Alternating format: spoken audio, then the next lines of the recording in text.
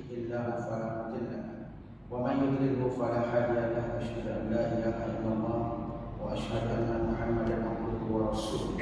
رب اشرح لي صدري ويسر لي أمري واحلل عقدة من لساني يفقهوا قولي. اللهم انفعنا بما علمتنا وعلمنا ما ينفعنا ربنا زدنا علما وارزقنا فهما. أما بعد فقال الله تعالى في كتابه العزيز بعد أعوذ بالله من الشيطان الرجيم قل أقول لكم إني خزائن الله ولا أعلم الغيب ولا أقول لكم إني ملك إن أتبع إلا ما يوحى إلي قل هل يستوي الأعمى والبصير أفلا تذكرون. Surah Al-An'am ayat yang ke-20, yang mana Allah Subhanahu wa taala berfirman, katakanlah wahai Nabi Muhammad sallallahu alaihi wasallam, aku tidak mengatakan kepada kamu bahawa pembendahara khazanah Allah Subhanahu wa taala itu ada di sisi, dan aku juga tidak mengetahui perkara-perkara yang baru. Aku tidak mengatakan kepada kamu bahawa aku ini malaikat, dan aku juga tidak menurut malaikat apa yang diwahyukan kepadaku. Bertanyalah, adakah sama orang yang buta dengan orang yang jelek? Apakah kamu tidak mahu berfikir? Apakah kamu tidak mahu berfikir? Surah Al-Azim. Pertama sekali terima kasih diucapkan kepada seluruh ahli dan kuasa masjid indah, Nazir, Timbalan Nazir, pengurus, Timbalan pengurus, setiausaha pada hari, para imam, para bilal, tuan-tuan, puan, ibu, ayah, hadirin hadirat muslimin dan muslimat yang dirahmati Allah Subhanahu wa taala sekalian. Alhamdulillah, pertama sekali kita mengucapkan setinggi-tinggi kesyukuran kehadirat Ilahi, kerana dengan limpah kurnia dan bila ilahiyahnya serta pertolongannya Allah Subhanahu wa taala mempertemukan kita lagi di sini. Dan alhamdulillah kita juga bersyukur kepada Allah Subhanahu wa taala di atas segala nikmat, di atas segala kebaikan, di atas segala rahmat yang Allah Subhanahu wa taala sediakan kepada kita. Dan mudah-mudahan insyaallah dengan segala yang Allah Subhanahu wa taala berikan kepada kita, kita berusaha untuk menjadi insan yang lebih baik dan juga insan yang sentiasa berusaha untuk mendapatkan keredaan dari sisinya, insyaallah. Jadi tuan-tuan dan puan-puan yang berbahagia, insyaallah pada malam ini kita akan menyambung lagi perbincangan kita berkaitan dengan perbezaan di antara rukun iman Sunni dan juga rukun iman Syiah. Yakni perbezaan di antara akidah Sunni dan juga akidah Syiah. Yang mana pada malam ini kita akan membicarakan tentang bab yang berkaitan dengan keimanan kepada para rasul dari sudut pandang golongan Syiah dan juga dari sudut pandang golongan Ahli Sunnah wal Jamaah seperti mana yang kita imani. Jadi kepercayaan kepada para rasul adalah rukun keempat daripada rukun iman, berdasarkan kepada ayat Allah Subhanahu wa taala dalam surah An-Nisa ayat yang ke-121, di mana Allah Subhanahu wa taala menyebut fa'aminu billahi wa rusul, maka berimanlah kamu kepada Allah dan berimanlah kamu kepada rasul-rasul. Jadi Allah Subhanahu wa taala mengutuskan para rasul bagi menjelaskan dan membimbing umatnya ke jalan yang lurus dan juga diridhai. Itu adalah antara tugas kenapa Allah Subhanahu wa taala mengutuskan para rasul. Di samping itu, Allah Subhanahu wa taala juga menjanjikan pahala khusus, yakni pahala yang dikhususkan bagi mereka yang mempercayai para rasul, sebagaimana yang disebutkan dalam ayat wallazina amanu billahi wa rasulihi wa lam yufarriqu baina ahadin minhum ulaika sawfa yu'tihim ujurahum wa kana Allah huwa ghafurur rahim. Surah An-Nisa ayat yang ke-190. Allah Subhanahu wa taala berfirman, Allah katakan orang yang beriman kepada Allah dan beriman kepada rasul-rasulnya, wa rusul jamaah, beriman kepada rasul-rasul, dan mereka pula tidak membeza-bezakan seorang pun di antara rasul itu.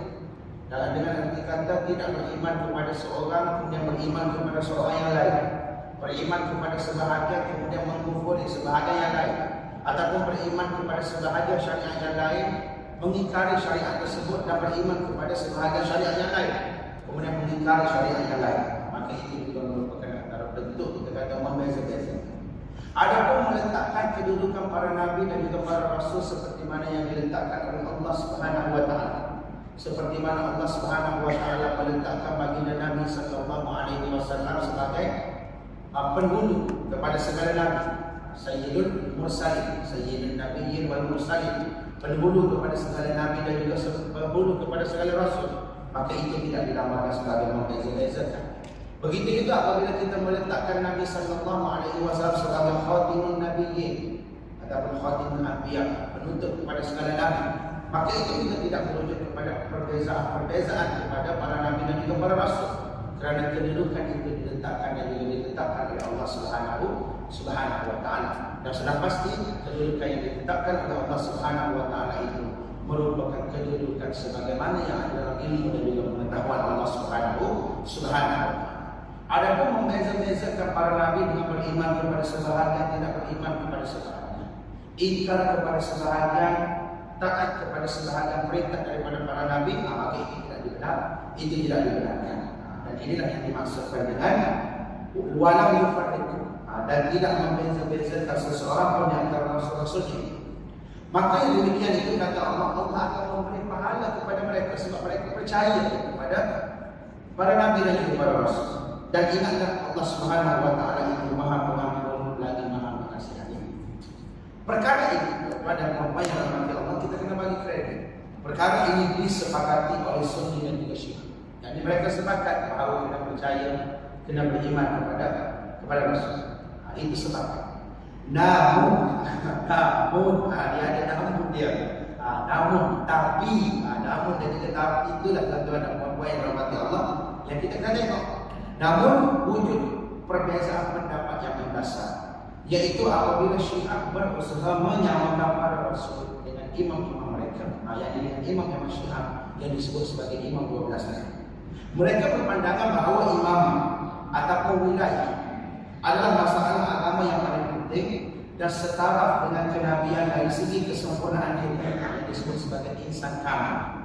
Mereka memiliki mukjizat. Imam mereka itu memiliki mukjizat, maksud terpelihara daripada dosa dan juga noda dan sifat lain yang sebenarnya hanya layak disandang oleh seorang nabi dan juga rasul saja. Tapi mereka meletakkan sifat nabi dan juga sifat rasul itu kat mana? Kat tempat imam-imam mereka. Itu yang menjadi masalah yang mendasar dan juga menjadi masalah yang besar. Namun Syiah Ismailiyah dan juga Syiah Imamiyah meletakkan sifat-sifat itu pada imam-imam mereka. Dengan ketika mereka meletakkan sifat kenabian yang tidak sepatutnya ada pada orang lain melainkan kepada para nabi dan juga para rasul, mereka letakkan di tempat imam-imam mereka. Bahkan mereka meyakini bahawa imam-imam mereka itu mendapat wahyu seperti mana nabi dan juga rasul. Dan perkara ini ditulis dalam kitab mereka sendiri, yakni kitab Biharul Anwar. Dan kita kalau kita nak mengkaji sesuatu pemikiran ini, kita kena kaji dari sudut pandang mereka sendiri, dari sudut bahasa mereka sendiri, dan juga kita kena melihat berdasarkan kepada apa yang dicadangkan oleh mereka melalui ulama-ulama mereka ataupun ulama-ulama mereka. Yang mana disebut dalam kitab Biharul Anwar, dia kata innal a'immata alaihi wassalam la yatakallamuna illa bil wahyi. Apa kata dia? Dia kata sesungguhnya para imam tidak berbicara dan juga tidak mengucapkan apa-apa kata-kata serta tidak memberikan syaratan ataupun ucapan kepada orang lain kecuali dengan landasan wahyu, illa bil wahyi. Dan kandungan kitab ini begitu jelas menunjukkan bahawa para imam Syiah itu di sisi mereka mendapat wahyu daripada Allah. Bahkan pada mereka para imam itu lebih tinggi darjatnya berbanding dengan para nabi. Dia kan nabi, kemudian rasul. Rasul itu dalam kalangan para rasul itu pula ada rasul yang disebut sebagai rasul ulul azmi.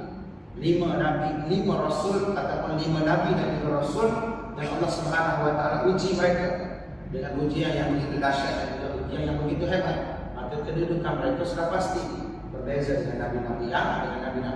Berbeza dengan rasul yang lain. Lagi berbeza dengan nabi-nabi yang lain. Jadi nabi, rasul dan rasul yang disebut sebagai ulul azmi. Atau kita kata tingkatan-tingkatan dalam kenabian. Syiah dia kata nabi itu lebih rendah kedudukannya berbanding dengan imam mereka. Maknanya mereka meletakkan imam di atas, kemudian baru mereka pergi kepada rasul. Dan mereka menempelkan sifat kerasulan itu pada imam-imam mereka. Dan perkara ini dinyatakan kat mana tuan-tuan dan puan-puan yang berkata. Saya suara selak basah sikit 2-3 hari ini. Sebab ialah biasalah kita ni dia mengajar di sekolah, mengajar budak darjah 1, darjah 2, darjah 3 pula. Lepas baru ni ada program 2-3 minggu lepas program dia berpanjangan. Yang mana kalau nak kena ceramah juga dia cari ustaz lah. Nak kena ceramah camp solat lah, ceramah bijak jawi lah dan sebagainya kan. Jadi suara yang sedap lah kita tak hilang-hilang lagi. Maka selesai apa telan selesai pun hilang lagi. Jadi saya minta maaf lah kalau suara tu sedap-sedap basah. Lebih kurang saling dikelikan suaranya tu. Okey. Jadi tuan-tuan dan puan-puan yang dirahmati Allah, perkara ini dinyatakan kat mana? Dinyatakan oleh Ibnu Baqwai dalam kitab Al-I'tiqadat, yakni kepercayaan Syiah. Ia kemudiannya ditegaskan oleh Al-Majlis, juga ulama Syiah, dengan menyatakan apa dia kata? Dia kata ilah anna ma zakarahu rahimahullah ta'ala min fadli nabiyyina wa a'immatina salawatullahi alaihim ala jami'il makhluqat wa qawli a'immatina afdalu min sa'iril anbiya. Dia kata ketahuilah sesungguhnya apa yang sudah disebutkan oleh dia, yakni Ibnu Baqwai, tentang kemuliaan Nabi dan para imam melebihi semua makhluk lain. Dan kedudukan para imam kita itu dia kata lebih mulia dibandingkan dengan seluruh Nabi. Jadi perkara ini tidak dapat diragukan lagi kebenarannya bagi sesiapa sahaja yang mengetahui berita-berita atau khabar-khabar mengenai para imam. Maknanya jelas kedudukan imam itu tinggi berbanding dengan kedudukan Nabi. Begitu juga dalam bab yang berkait dengan mukjizat, yaitu satu keadaan ataupun peristiwa luar biasa yang dialami ataupun dilakukan oleh para nabi dan juga rasul atas izin Allah Subhanahu wa taala. Jadi disebut sebagai khariqul adat, sesuatu yang bertentangan dengan adat, sesuatu yang bertentangan dengan adat. Itu yang dinamakan sebagai mukjizat. Sesuatu yang bertentangan dengan adat ini boleh jadi dua. Mungkin dia boleh menjadi mukjizat, mungkin dia boleh jadi sihir. Tuan-tuan dan puan-puan yang dirahmati Allah. Tapi mukjizat itu berlaku atas izin Allah Subhanahu wa taala disertai dengan amal soleh dan juga kebaikan. Adapun pada hari ini mukjizat itu sudah tiada kerana kenabian itu sudah tertutup dengan Nabi Muhammad SAW. Yang ada hanyalah karamah para wali. Karamah para wali itu wujud dan kita percaya bahawa wali Allah Subhanahu wa taala itu wujud. Wali Allah Subhanahu wa taala itu wujud. Dan bila bincang bab wali pun banyak lebar juga tuan-tuan dan puan-puan yang dirahmati Allah. Kerana setiap pihak akan mendakwa aliran mereka itu mempunyai wali-wali mereka yang tersendiri. Jadi bagaimana nak ukur wali ini, sama ada wali Allah atau wali syaitan, maka kita kena tengok adakah mereka itu benar-benar beramal sebagaimana yang dikehendaki oleh Allah dan Rasulnya sallallahu alaihi wasallam. Kalau seorang Rasulnya apakah semua pendek tiba-tiba mengaku wali? Itu wali lain.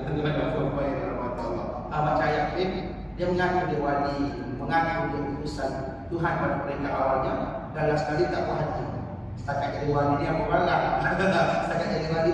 Dia kata asal dia mengaku memiliki kerajaan langit, Tuhan kepada kerajaan langit. Maknanya daripada satu peringkat kepada satu peringkat membawa kepada peringkat yang berbeza. Sama juga dengan Tuhan Harun.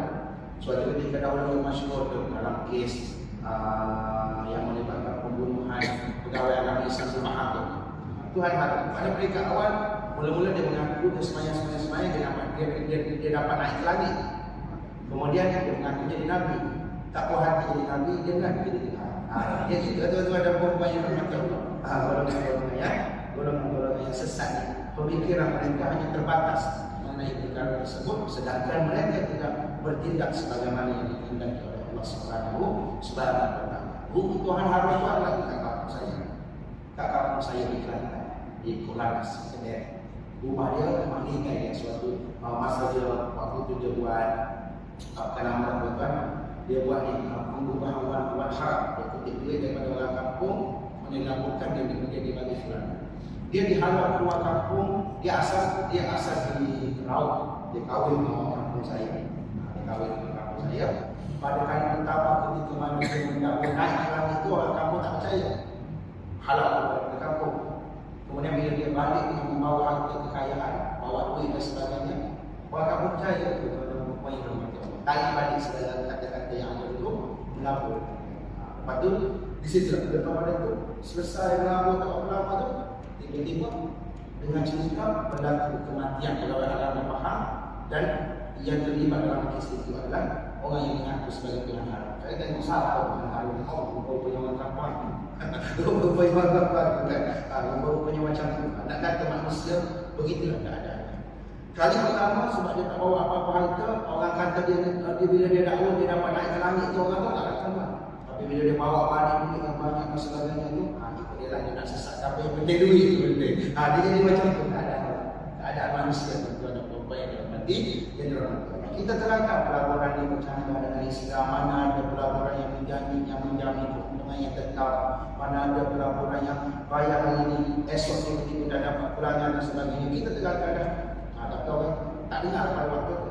Bila diharapkan oleh negara dan sebagainya, barulah orang itu mula fikir balik rupanya apa yang Ustaz kata itu betul. Dia jadi macam tu sebab bawa duit dan juga kekayaan.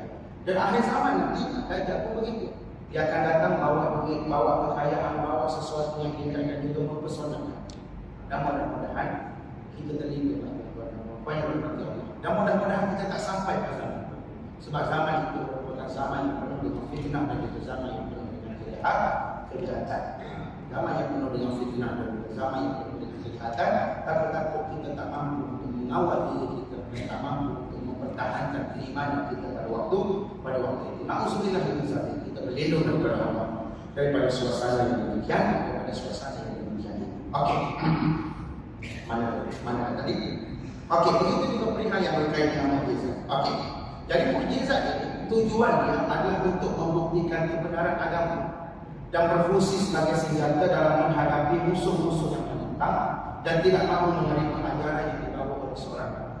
Itu merupakan fungsi dan tujuan mukjizat itu diberikan oleh Allah Subhanahu wa taala kepada para nabi dan para rasul. Dan mukjizat ini apabila dia datang dalam bentuk semangat zaman, dalam bentuk ruhul zaman, dalam bentuk bagaimana perkembangan zaman itu ataupun realiti zaman itu. Ketika mana zaman Nabi Musa alaihissalam, zaman yang dipenuhi dengan ahli sihir, tuan-tuan dan puan-puan yang dirahmati Allah, maka mukjizat datang dalam bentuk yang sama untuk mematahkan kepercayaan orang-orang terhadap ahli sihir. Begitu juga pada zaman Nabi Isa alaihissalam, ketika mana teknologi perubatan ataupun ilmu perubatan mula berkembang, maka Allah Subhanahu wa taala datangkan kepada Nabi Isa alaihissalam mukjizat dalam bentuk yang berkait dengan menyembuhkan orang yang buta, dapat sembuh, menghidupkan orang yang mati dan sebagainya, serta mengambil patung burung yang dibuat daripada tanah liat, kemudian diusah-usah dia patung itu berubah menjadi burung yang sedap. Kerana semangat zaman pada waktu itu menuntut kepada perkara itu. Dan apabila tibanya zaman Nabi Muhammad SAW, semangat zaman menuntut kepada perkara yang lain, menuntut kepada pemikiran berteknologi tinggi dan sebagainya, maka akhirnya Allah Subhanahu wa taala turunkan Al-Quran dalam rangka untuk membantu manusia berfikir dengan betul dan mengajak manusia ke arah berfikir dengan betul bagaimana untuk mengesahkan Allah Subhanahu wa taala. Dia semangat zaman itu kadang-kadang menepati wahyu yang diturunkan oleh Allah.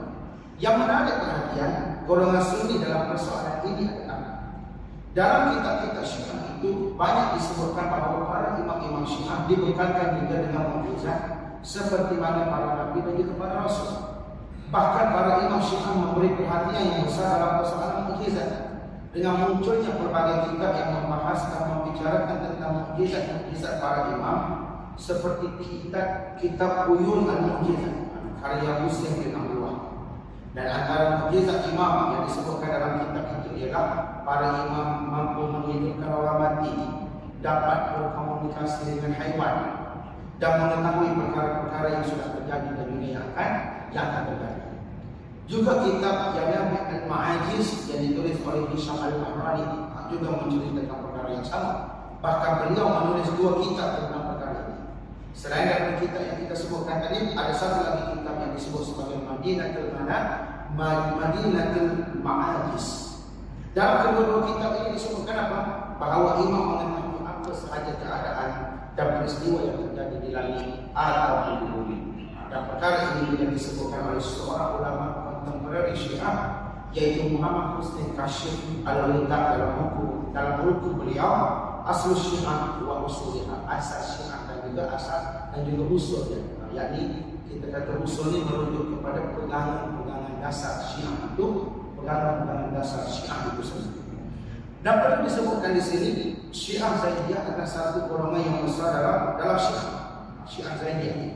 Golongan ini berusaha secara maksimal menepis dan menyanggah propaganda Syiah Imamiyah dalam persoalan mukjizat dan juga kenabian. Kerana Syiah Zaidiyah ini dia lebih menghampiri ahli sunnah wal jamaah. Bila meletakkan kedudukan para sahabat, mereka tetap meletakkan kedudukan para sahabat sebagai para sahabat, cuma mereka mengutamakan Ali berbanding dengan orang lain. Tapi mereka tak mengkafirkan Abu Bakar, tak mengkafirkan Umar dan sebagainya. Itu Syiah Zaidiyah. Menurut Syiah Zaidiyah adalah suatu perkara yang mustahil untuk memberi ibarat ataupun menyamakan imam, yakni kepimpinan itu dengan kenabian. Alasannya adalah kenabian memiliki pelbagai penjelasan dan bukti yang menunjukkan kenabian mereka. Sikap Syiah Zaidiyah terhadap polemik ini layak diambil kira. Kerana Syiah Zaidiyah dia menolak secara mentah-mentah pendapat yang mengatakan bahawa seseorang itu dapat mencapai darjat kenabian.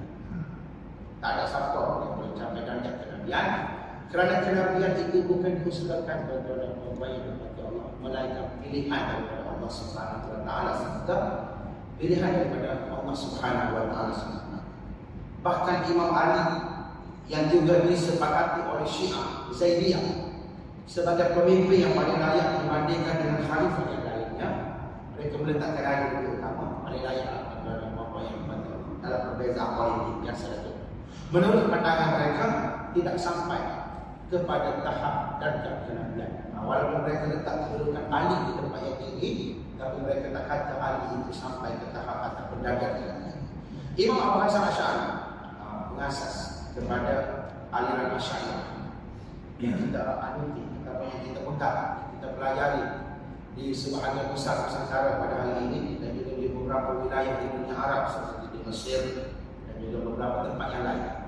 Imam Abu Hasan Asy'ari daripada pihak seni menilai secara objektif pendapat tentang kelebihan antara Nabi dan juga Ibu. Beliau berpendapat dalam persoalan ini Syiah Imamiyah itu terbahagi kepada tiga golongan. Yang pertama, sebahagian berpendapat Nabi lebih mulia daripada Imam dan Imam itu lebih mulia daripada mereka. Ada yang berpendapat bahawa Imam lebih mulia jika dibandingkan dengan para Nabi dan juga malaikat. Sedangkan golongan yang ketiga ini menilai bahawa malaikat dan Nabi itu lebih mulia daripada Imam.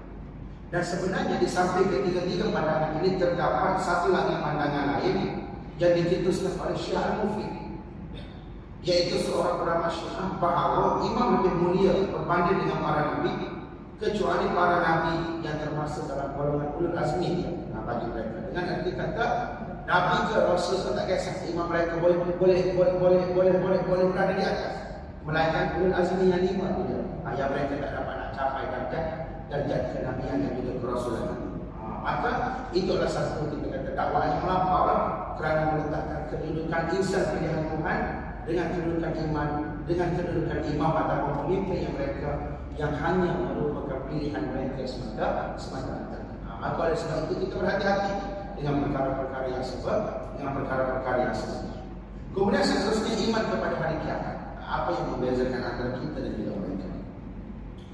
Kepercayaan kepada hari kiamat dan juga hari akhirat. Dah masuk aku lagi. Ayat sikit.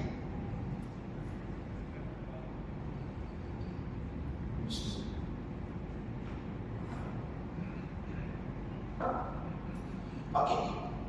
Kepercayaan kepada hari kiamat dan juga alam akhirat. Okey, iaitu menerima hakikat bahawa alam ini akan musnah suatu ketika. Iaitu kita percaya. Syiah pun percaya dengan perkara yang sama. Golongan Kristian juga percaya perkara yang sama, dan golongan Yahudi juga percaya perkara yang sama. Yang menolak adalah golongan musyrik. Dan sebab itu bila bercerita tentang hari akhirat, bila bercerita tentang hari kiamat, Al-Quran dalam Al-Quran banyak dibicarakan dalam surah-surah yang diturunkan pada periode awal ketika mana berada di Mekah. Sebab di Mekah Nabi berhadapan dengan golongan yang tidak mempercayai hari kiamat. Apabila tiba di Madinah, Nabi SAW berhadapan dengan Yahudi dan juga Nasrani. Mereka percaya hari kiamat, tetapi mereka mengabaikan tanggungjawab, mereka mengabaikan keimanan mereka mengabaikan hukum akal, sehingga mereka seakan-akan lupa terhadap hari kiamat, itu.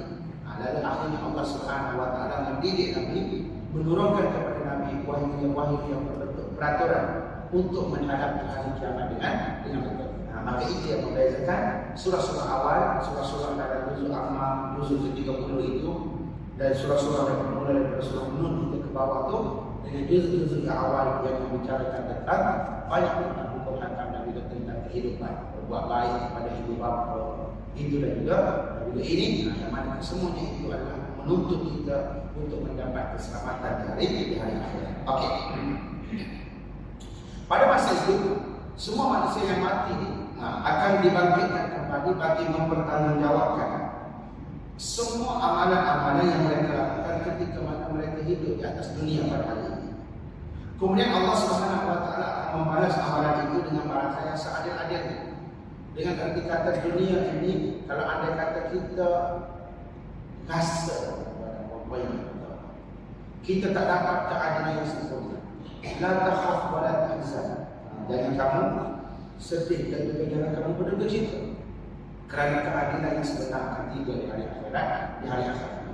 Sebab itu orang-orang yang beriman, kata Nabi, ajaib golongan-golongan yang beriman, ketika mana mereka mendapat kesusahan, mereka bersyukur. Mereka berdoa kepada Allah Subhanahu Wa Taala, meminta kepada Allah.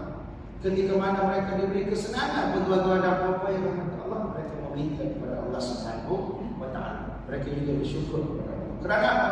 Kerana orang yang beriman percaya bahawasanya kalau dunia ini tidak menyebelahi mereka, akhirat pasti akan menyebelahi mereka suatu masa nanti.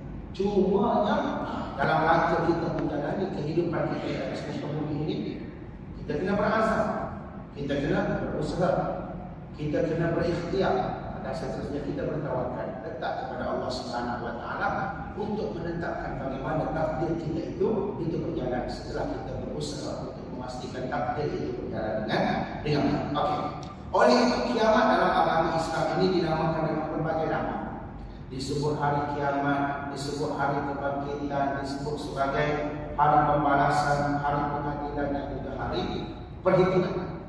Dan kepercayaan kepada hari kiamat ini bukan sahaja ada dalam agama Islam, tetapi juga ada dalam agama-agama lain seperti Kristian atau Yahudi yang dikenal juga sebagai Al-Adyan As-Samawiyah, yang dikenal sebagai agama-agama langit. Kenapa disebut agama-agama langit? Sebab diturunkan wahyu kepada mereka. Bahkan kepercayaan kepada kewujudan hari kiamat juga ditemukan dalam agama ataupun kepercayaan kuno, seperti kepercayaan masyarakat Parsi, Mesir kuno, seperti kepercayaan masyarakat Yunani dan lain-lain yang mempercayai adanya hari kiamat.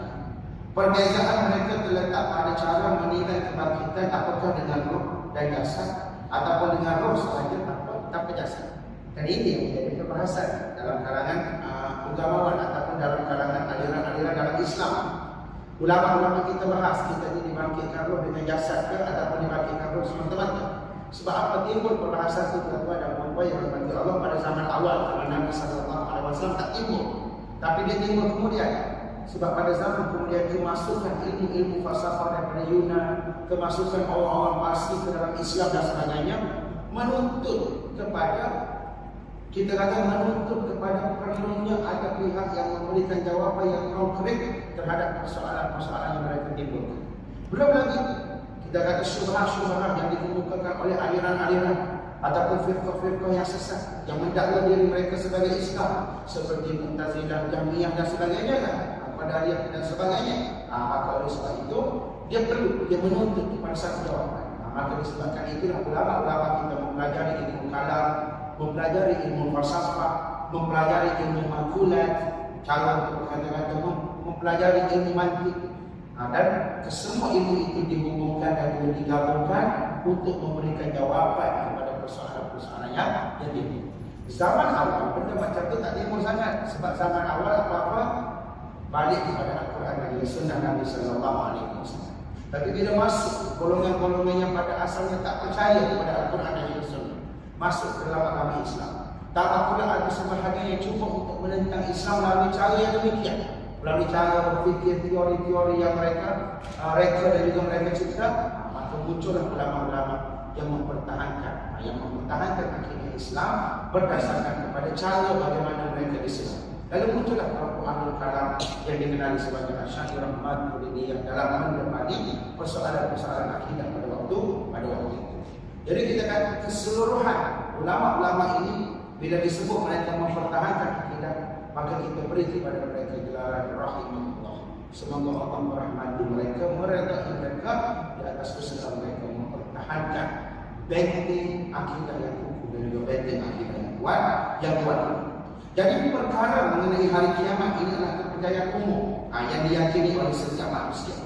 Sehingga pada zaman moden ini, tuan-tuan, para penerbit filem berlumba-lumba membuat filem tentang kiamat kan. End of the Days lah, Stigmata, 2020 dan sebagainya, 2012, 2012 dan sebagainya. Semua cerita-cerita itu berkisah tentang hari kiamat.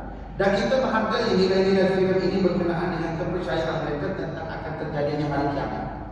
Cuma yang kita tak dapat nak terima ialah penentuan yang cuba mereka letakkan dan juga elemen-elemen yang mereka cuba masukkan dalam filem itu yang hanya merupakan bayangan mereka semata-mata, bukan berdasarkan kepada realiti yang sebenar bagaimana kiamat itu berlaku. Kerana apa?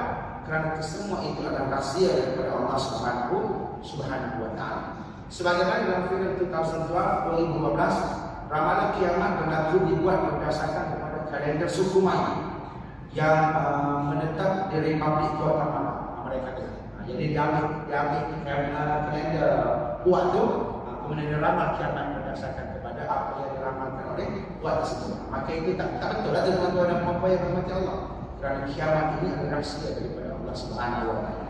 Sunnah atau Syiah bersepakat tentang hari kiamat. Bersepakat, mereka percaya. Mereka katakan Yahudi pun percaya, Kristian pun percaya, tak kami tak percaya. Maknanya mereka pun percaya itu ada mempunyai rahmat Allah. Tapi itulah ada beberapa perkara yang tidak dapat diterima oleh pihak Sunni, seperti perkara yang berkait dengan hisab, yakni perhitungan dan juga pembalasan amal. Apa sebab Sunni tak dapat nak terima? Syiah dengan ideologi yang mengatakan yang akan menghisap amalan seseorang di hari kiamat ataupun yang akan menghitung amalan seseorang di hari kiamat itu adalah para imam mereka. Mereka lah yang akan bertugas dan mengatur segala bentuk perhitungan. Seperti mana yang disebut dalam kitab Usul Al-Kafi. Usul Al-Kafi ini Al-Kulaini, salah seorang ulama besar Syiah. Apa disebut al-akhiratu lil imam yadhamuha haitsu yasha wa yadfa'uha ila man yasha'u jaizun lahu zalika min Allah. Dia kata perkara akhirat itu berada di tangan imam. Al-akhiratu lil imam. Perkara yang berkait dengan akhirat itu berada di tangan para imam. Yang mana imam ini yang akan menguruskan segala-galanya di hari akhirat sesuai dengan keinginan dia. Maknanya yang doa haitsu yasha wa yadfa'uha ila man yasha. Dan dia boleh memberikan kepada sesiapa yang dia kehendaki, dan itu harus baginya. Dan semua benda itu, kata mereka berbuat demikian itu di atas kebenaran Allah Subhanahu wa taala kepada mereka. Okey, ini awal. Lebih unik lagi dalam kitab-kitab Syiah diceritakan bahawa sekiranya bukan kerana imam tidak diciptakan syurga dan juga neraka. Dalamnya juga diceritakan bahawa Allah menciptakan syurga daripada cahaya Husain. Husain, kenapa bukan Hasan? Sebab Husain ini dianggap sebagai wira bagi mereka. Hasan dianggap sebagai orang yang lembek menyerahkan jawatan kepada Muawiyah. Husain dianggap sebagai pejuang bagi mereka. Lalu mereka meletakkan Husain segala-galanya. Husain lebih tinggi kedudukannya sampai ada cakapnya.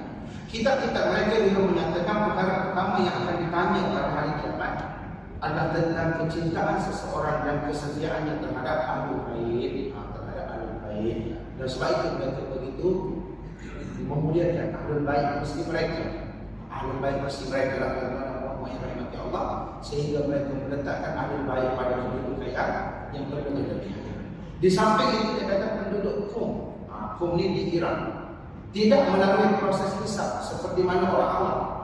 Dia kalau kita orang Islam ni di Madinah lah ataupun di Mekah.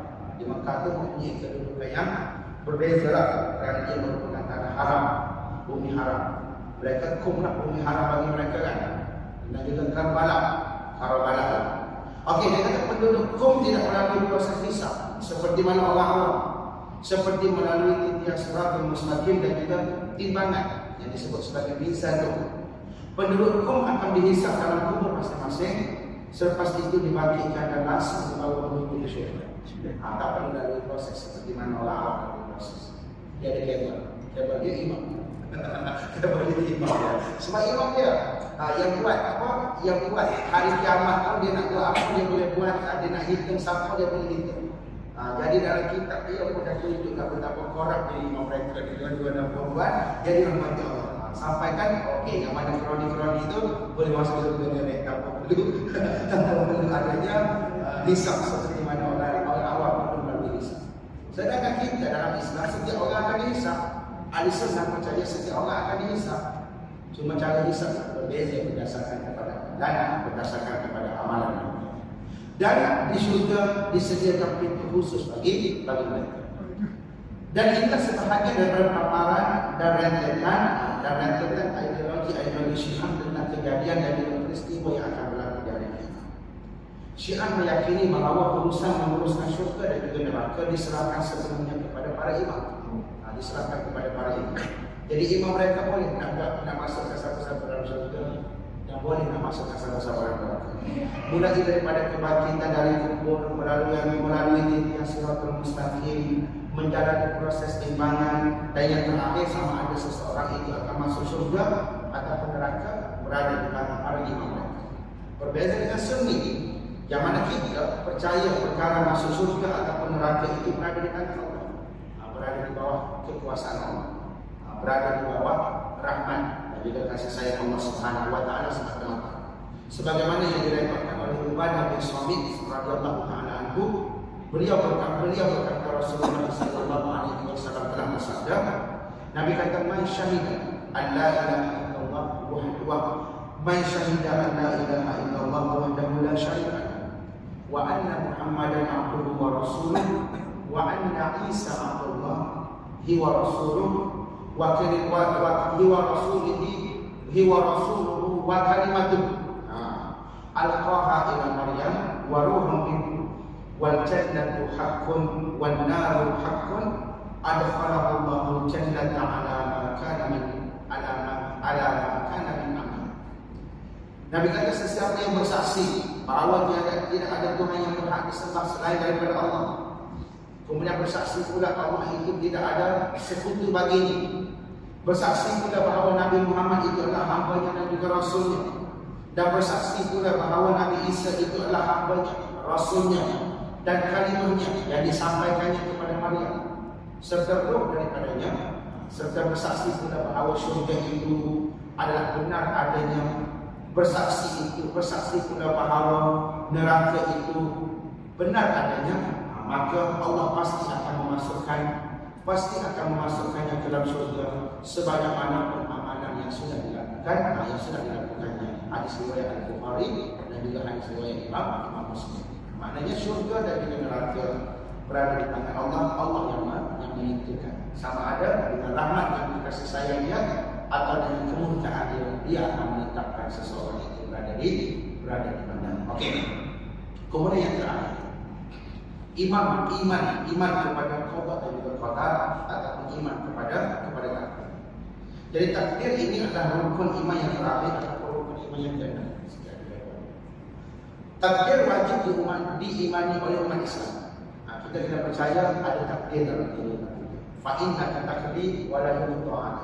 Kita sebut setiap kali kita kudu syukurkan engkau yang memutuskan.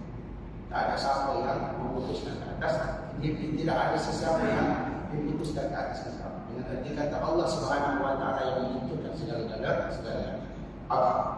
Di dalam pembahasan ini terdapat dua kata, yaitu qada dan juga qadar. Qada dan juga qadar. Kedua istilah ini serupa, tapi tidak sama. Ini kerana keduanya mempunyai makna yang berbeza. Apa makna qada? Apa makna qadar? Dari segi bahasa, sebagaimana yang dijelaskan oleh Imam Al-Maturidi rahimahullah, qada diartikan sebagai keputusan, sedangkan qadar itu diartikan sebagai ketentuan. Manakala dari segi istilah pula ataupun disebut dalam bahasa payah dan terminologi, ada bahasa payah juga kan.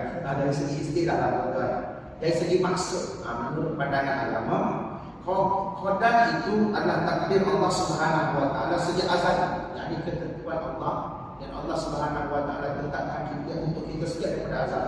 Itu qadar. Sementara qada itu pula adalah hukum Allah. Hukum Allah mengenai sesuatu ketika mana sesuatu itu terjadi. Contoh hari ini kita tengah salat, tiba-tiba waktu salat tuan-tuan ada perempuan yang dirahmati Allah, waktu salat pun okey. Apa itu?